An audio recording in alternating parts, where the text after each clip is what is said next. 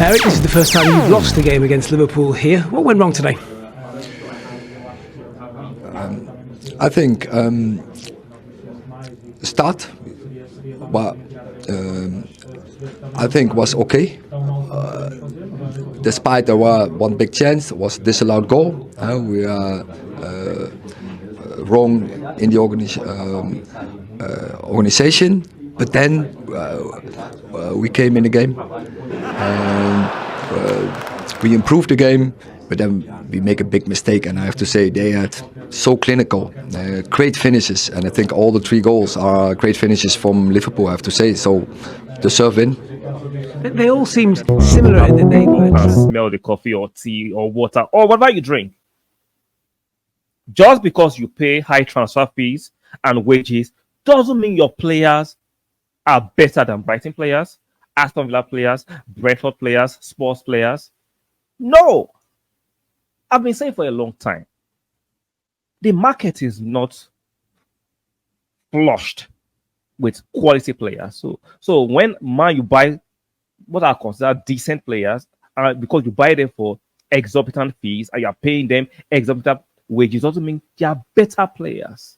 I've been saying for a long time, just because Manchester United used to be a big club, they are still a big club in terms of name, but on the pitch, they are no longer the force they used to be.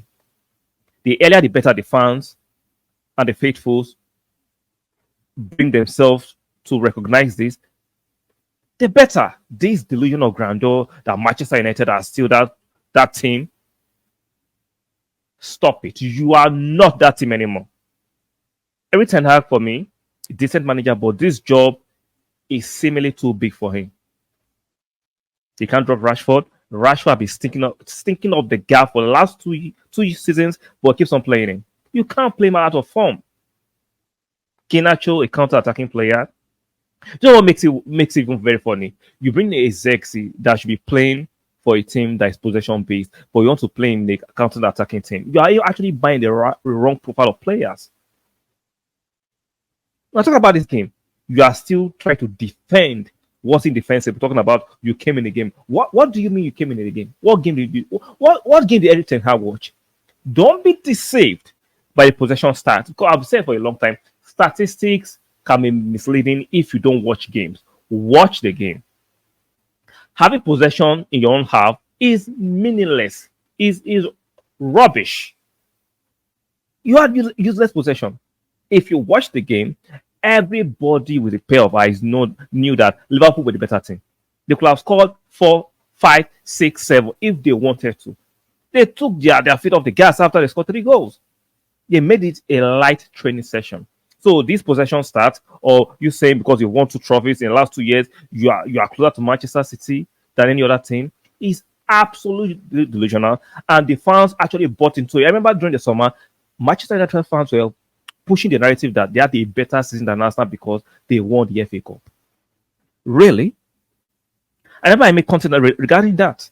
They had the audacity, but right now they are beginning to change their tune. I knew that. See, I understand football is tribalistic. You can go with your banter, but do not believe in your false narrative or false banter. It's one thing to actually engage in a banter, but it's another thing to start deceiving yourself by believing the banter. You're not actually believing your banter. You believe in your own lie. This project, quote unquote project, is too big for Eric Tenhag.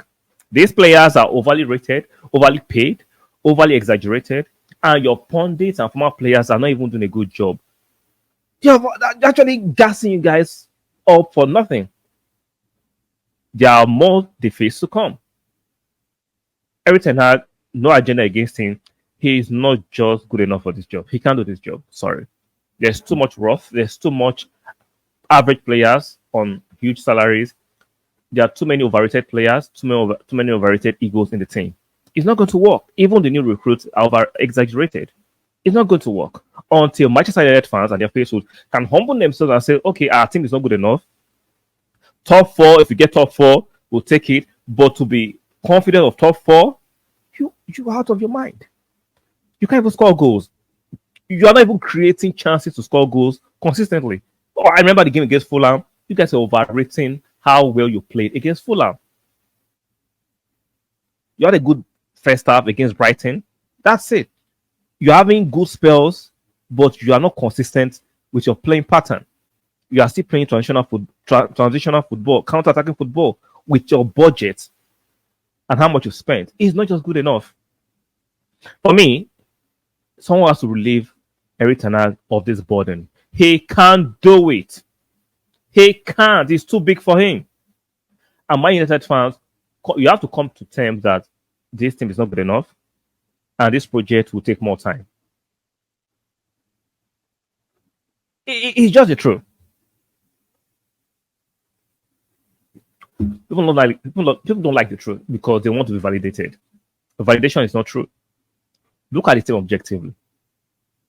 Aside from the exaggerated transfer fees and the exaggerated wages you're paying these players, do you have a better squad objective than Aston Villa? I don't think so. You don't. You are a bigger brand, yes. You're a bigger club, yes. Traditionally, you're a bigger club than Aston Villa. You don't have a better team than Aston Villa. You don't have a better team than Brentford. You just pay huge wages and have transfer fees and overrate your players, and you have a huge PR machine. You don't have better players than these things I've mentioned, than Aston Villa, than Brentford, than Spurs. Even Spurs, stop lying to yourself. You don't. You don't. But you call me a hater. But it is what it is. The truth hurts. So I don't see Erik Tenhag staying to Christmas. If he stays beyond Christmas, I'll be surprised. When it comes to Man U, anything can happen. I'll be surprised if he stays beyond Christmas. The results will not improve. Now, they will actually, when they come out from international break, Southampton is an easy game. They will get through Southampton in the Premier League, maybe in the Carling Cup. I think they're being Barnsley. But once they meet a decent team, they are going to crack one more time. The earlier the better you take care of this Tenhag issue. I don't think he's a horrible manager, but I don't think he's the right fit for this club. It just reminds me of Emery at Arsenal. Wrong manager at the wrong club. Tenhag is not the right fit for Manchester United. What do you guys think? Let me know in the comment section. On your way out, please do the needful. Like the video, subscribe if you're new, and make sure you turn on your notification bell. Like the video one more time, subscribe if you're new, and make sure you turn on your notification bell. What do you think about Tenhag? Do you think he's still the man for the project, or you agree with me that this job is too big for him? Let me know in the comment section, and I'll see you guys on the next one. Bye for now.